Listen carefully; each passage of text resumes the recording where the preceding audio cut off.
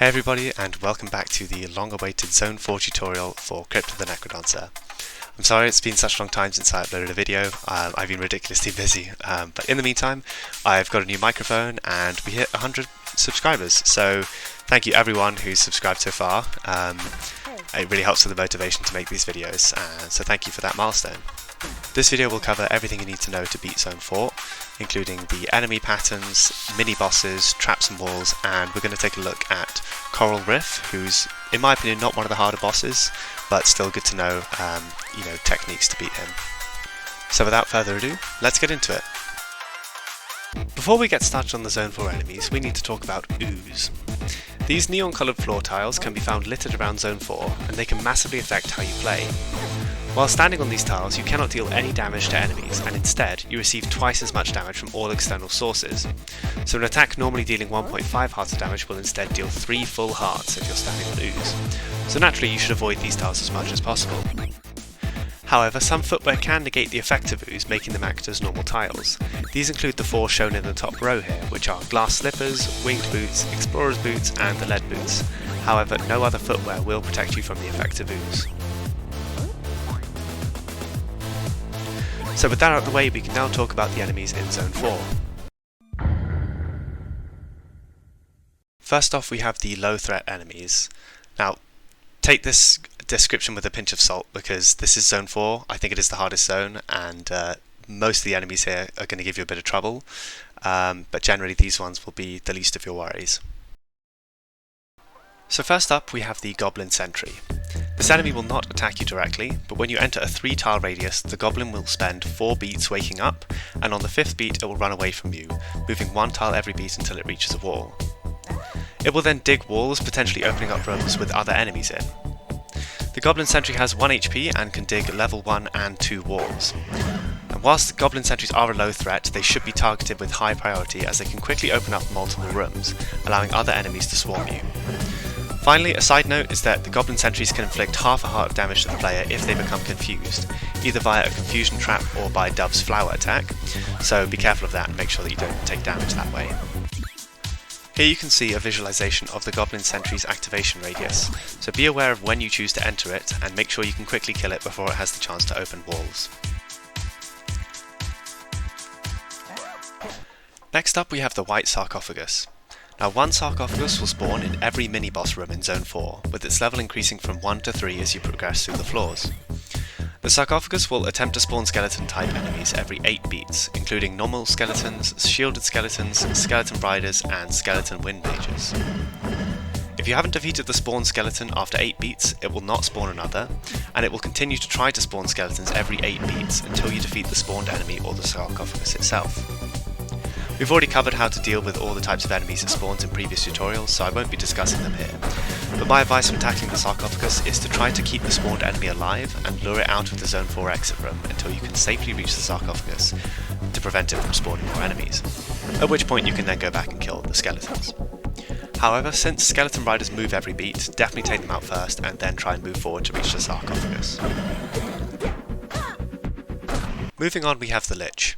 These enemies have identical attack patterns to the wind mages from Zone 2, however instead of casting a wind spell, they cast Confusion for 4 beats. Additionally, they have 1 HP and attack for 1 full heart of damage. Confusion is extremely annoying and very difficult to play around, so the best way to avoid getting confused is to move back and forth 1 tile to the side of the Lich, and then killing it when it gets close enough. This will ensure the Lich doesn't have line of sight on you, and you'll be much less likely to get confused.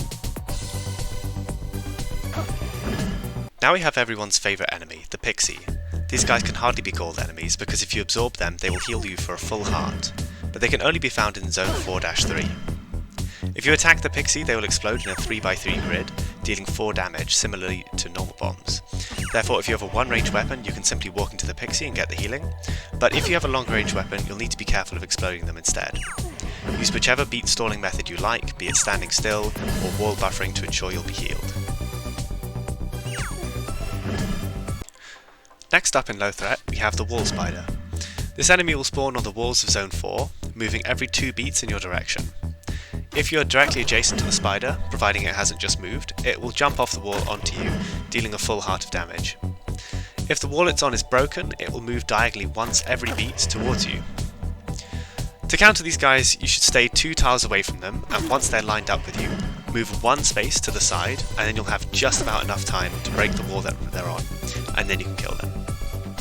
If you find that the spider's already off the wall, for example if another enemy has broken the wall that they were on, track which colour tiles the spider is on, because they'll always stay on one type of tile only, and remember that it can't attack you on the other tiles, so you can move away slowly from the spider until you're able to safely attack it.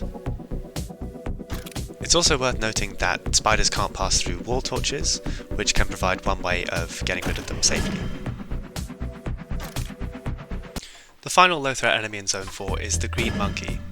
These guys behave identically to the monkeys from Zone 1, except when they grab you, they'll give you confusion until they're killed. Just for a refresher, they move every beat. They have 1 HP normally, but they'll go up to 4 HP if they successfully grab you. These guys aren't super threatening, just be aware that if they do grab you, you may find yourself accidentally moving towards enemies if you aren't expecting the confusion.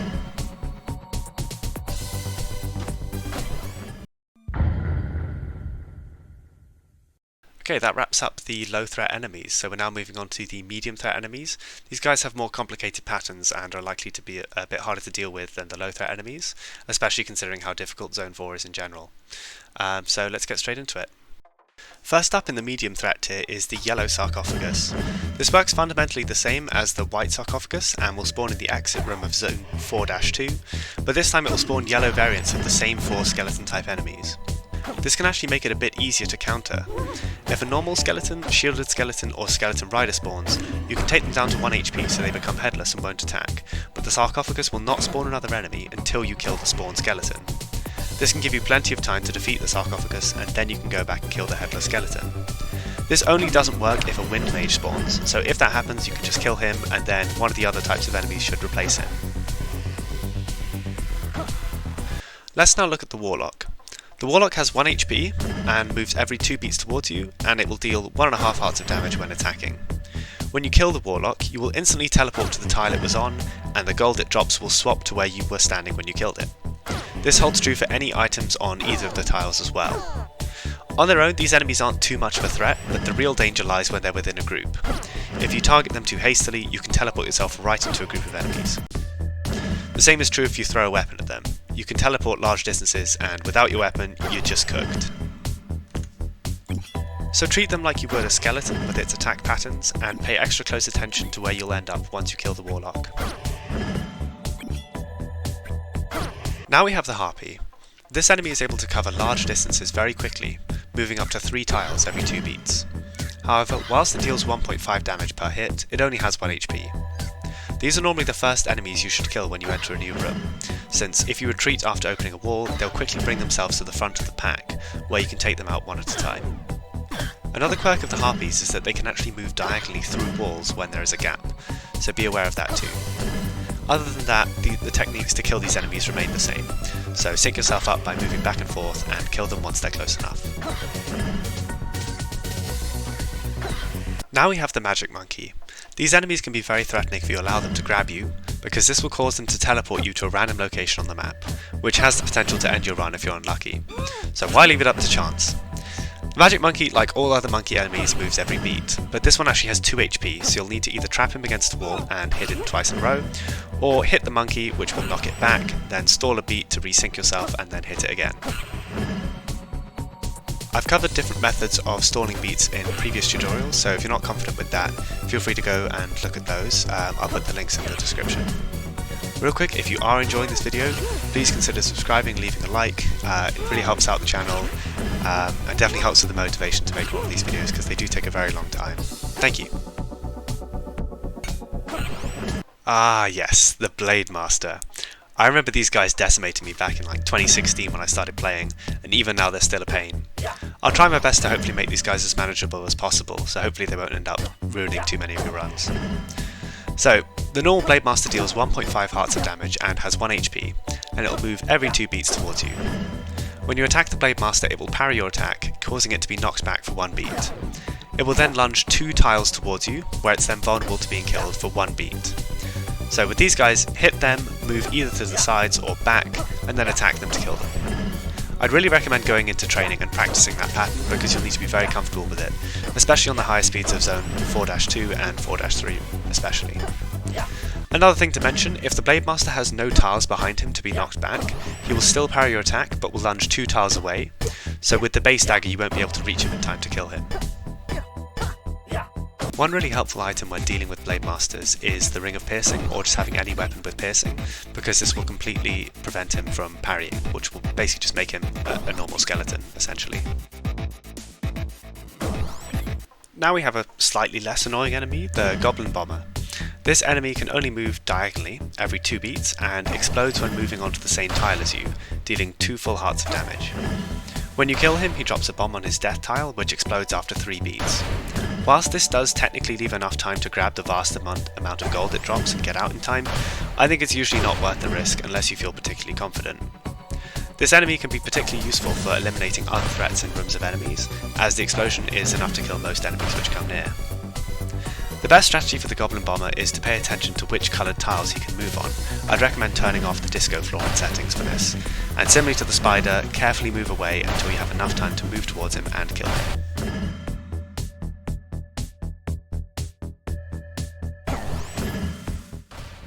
Last up in medium threat is the Red Lich. This is the next variant of the Lich, having 2 HP this time and dealing 1.5 hearts of damage instead of 1. The attack patterns are the same though, so to avoid the Lich casting confusion, stay 1 tile to the side, moving back and forth. You can try and sync yourself up so that you can hit twice in a row unharmed, or you can hit once, move, and then hit again. Which one you're able to do will depend on the parity between you and the Lich, so practice in the training area to get a feel for this.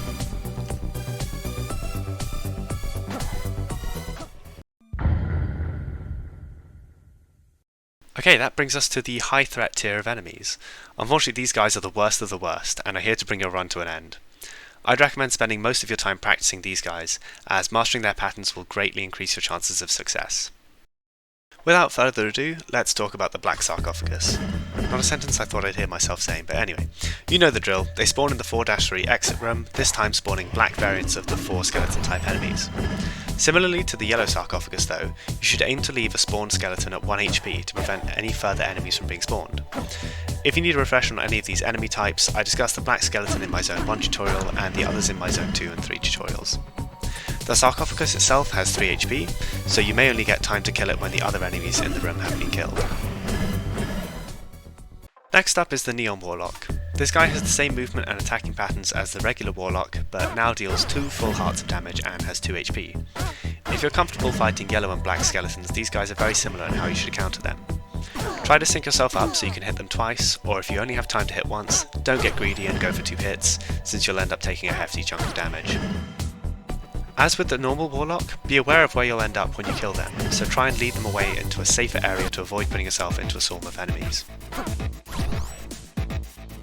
One of the toughest enemies in Zone 4 is the Orange Armadillo. These monsters are a tougher version of the armadillos in Zone 2, since they can now move diagonally. They have 3 HP and deal 1.5 hearts of damage, making them a big threat. To refresh you on the armadillo enemies, they roll towards you 1 tile every beat when you enter their line of sight, which now includes diagonals. They are invulnerable whilst they roll, and they only stop when their path is blocked, usually by walls. You can redirect them by attacking them when they're rolling though. Since they can attack diagonally, if you enter any of the surrounding 8 tiles, you will immediately take damage since they attack first. Therefore, to counter them safely, stand far away and have them roll towards you. When they hit a wall, you'll have 2 beats of leeway to safely hit them, meaning you can actually take them out in 1 cycle since they'll die on the 3rd beat. Another very frustrating enemy to deal with is the Blade Master. These enemies have the exact same movement and attacking patterns as the Apprentice Blade Masters, but they have 2 HP this time and they deal 3 full hearts of damage when they lunge. If you can consistently handle the Apprentice Blade Masters, that's great news because these guys are fundamentally the same, but since they have 2 HP you'll need to chain 2 of the hit, move away and attack combos together, assuming you don't have any damage upgrades. These guys aren't too much scarier than their Apprentice counterparts, but the stakes are certainly higher, so make sure you feel confident with their lunging mechanic.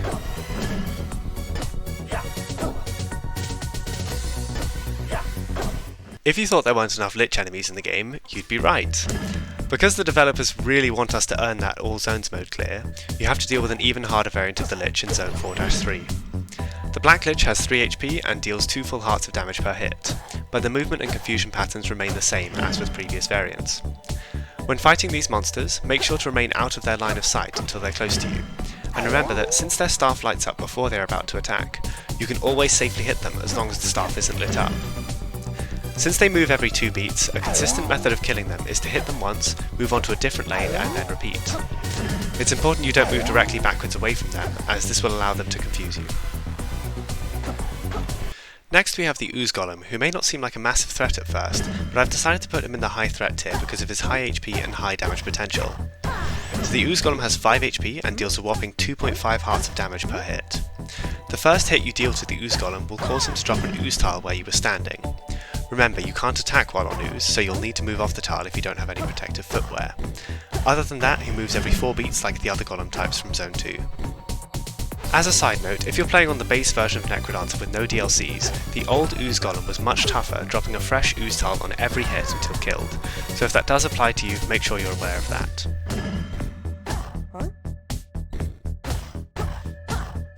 Okay, we're nearly done with the enemies in Zone 4, just a couple more to go.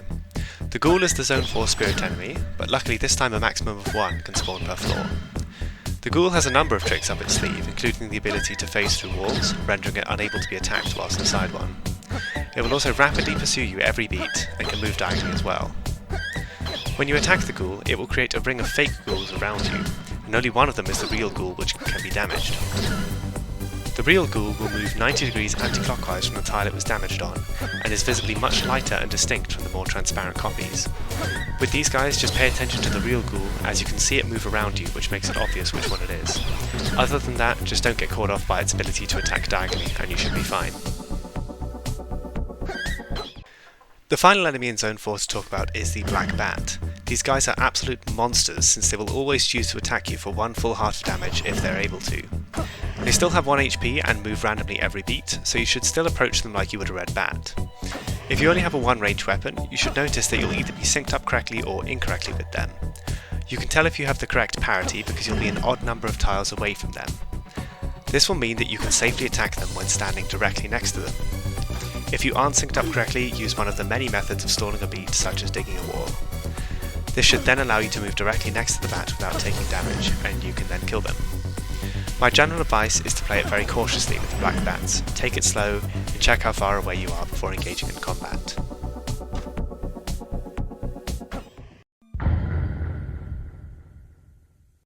Okay, that wraps up the enemies section, which brings us to the 2 new mini-bosses you can encounter in Zone 4. You may still find some mini-bosses from other zones, such as Blue and Red Dragons, the Blood Nightmare and the Green Banshee. So let's get into it. The first of 2 new mini-bosses in Zone 4 is the Mummy, who I think is one of the hardest and most complex mini-bosses in the game. They have 6 HP, move every 4 beats, and attack for 2 full hearts of damage. When the Mummy moves, it will attempt to spawn a maximum of 1 smaller Mummy enemy at a time. These minion enemies have 1 HP, deal 1 full heart of damage, and move every 2 beats towards you, including on diagonals. By far the easiest way to deal with the Mummy is to attack from either above or below. This useful graphic from the Necrodancer wiki shows where the Mummy will try to spawn the minions. As you can see, it will prioritise spots below her, so being above can allow you to attack the Mummy whilst the minion is trapped behind her. There is a neat strategy for consistently taking out the Mummy from below as well. If done correctly, you will have 2 beats of leeway to attack the Mummy. You can then move back 1 tile when she's about to move, kill the spawned Mummy on the left, attack twice and move back and repeat. If you're struggling with this mini-boss, I definitely recommend going into practice mode to try out some of these techniques, as they can make it significantly easier to deal with. The only other mini-boss new to Zone 4 is the Ogre, who is fortunately much easier than the Mummy. They have 5 HP, attack for 2.5 hearts of damage and move every 4 beats. On the beat just before it's about to move, if you're within a 3-tile line of sight of the Ogre, it will swing its club upwards and bring it down on the next beat, dealing damage on all 3 of those tiles. The Ogre is very simple to take out, as you have plenty of time in between his attacks to damage him. So you should attack up until he raises his club in the air, then all you have to do is move to either side, not backwards as this wouldn't avoid the club attack, and then move back on the next beat to continue attacking. You can repeat this process until the Ogre is killed. Now we're moving on to a new type of enemy unique to Zone 4, the Gargoyles. There's 6 types of these enemies, each with a different look and a different effect. First up, the Wind Gargoyle. This one can be told apart by its open eyes and large wings, and will push you away when you try to move to a tile directly adjacent to it, but if you have the heavy effect this will not occur. They can only be destroyed using explosions or piercing damage, but they can be knocked back. The Mimic Gargoyle looks similar to the Wind Gargoyle, but if you look closely you can see its eyes are closed, which is how you can tell the two apart. This gargoyle acts exactly like the other Mimic enemies, so just move next to them, move away, and then they'll be vulnerable to attacks. The Proximity Gargoyle has closed eyes and a curly arrow-shaped tail on the left side of it. When you move directly next to this enemy, it will open its eyes and explode on the next beat. However, you can delay the explosion by 2 beats by hitting it away.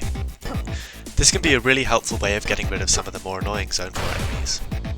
Next up we have Volatile Gargoyles, which can be told apart by their tails, open eyes and small wings. These enemies remain stationary and do not attack, but they will explode upon receiving any damage, so you can effectively just ignore these guys. Finally, we have the 2 types of item-bearing gargoyles, the Crate Gargoyles and the Necrodancer Gargoyles.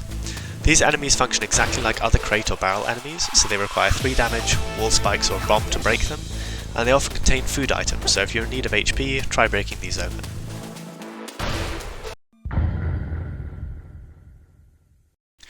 The only new trap introduced in Zone 4 is the Wall Pig.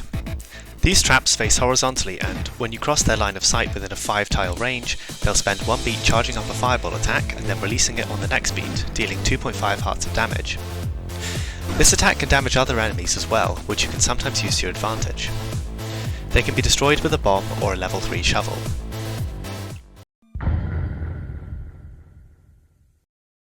Okay, we've made it to this tutorial's boss fight, Coral Riff. This boss is a large octopus bass guitar type thing, and the back half of the boss arena is flooded with water. When you enter the boss fight, if you wait by moving back and forth, Coral Riff will send a random pair of his tentacles, which take the form of different musical instruments, to attack you. These instruments will always spawn in the same areas around you, so if you memorise these locations, the fight will become significantly easier. The drum kits will always spawn directly above and below you, the keyboards will always spawn to the left and right of you, the horns will spawn on the top left and bottom right diagonal tiles closest to you, and the strings appear to the top right and bottom left tiles. The instruments themselves will not move, but they will attack after 2 beats, i.e. if you move away from them and then back towards an adjacent tile, you'll get hit. This phase of the fight ends when you kill all the instruments, but if you're not able to kill them all the first time they spawn near you, they will return to their original places. If any instruments are still alive after the 4 cycles of tentacle attacks, Coral Riff will send out any remaining ones to attack the player in 2 more cycles. After this point, if there are still instruments alive, the second phase of the boss fight will automatically begin, with any remaining instruments coming to attack you, moving every other beat. Phase 2 involves Coral Riff's head moving towards you every 2 beats, dealing 1.5 hearts of damage to the 8 surrounding tiles when he moves forward. You can think of his attacks like a Yeti from Zone 3, except one that moves every 2 beats. Dealing damage to Coral Riff will cause him to teleport away from his location, and he will begin to pursue you again. The strategy I tend to use for this fight is to methodically take out the instruments in Phase 1, making sure to stay out of the water tiles at important moments, but you can try to clear out water in between attacks. If you're using a bass dagger, you won't be able to take out one horn and one of the strings tentacles. However, when they re-emerge to attack you, you have a second chance to finish them off. Then, when facing Coral Riff himself, make sure you have a good amount of water-free tiles to work with, and then you need to sync yourself up correctly with this movement if you want to freely attack him. If Coral Riff moves towards you on the same beat that you move away, you should have enough time after to move forward 1 tile and then hit him. However, if you move away when Coral Riff is stationary, you can sync up correctly by moving back 1 tile further, and then when you try again to move backwards, you should be correctly synced up. I'd recommend using Bard or no beat mode to get a feel for how to match your movement with Coral Riffs. It's also worth mentioning that there are a number of ways to quickly kill Coral Riff, but these are largely beyond the scope of this tutorial. However, if you're interested in finding out more, I've posted a link to some quick kills in the description.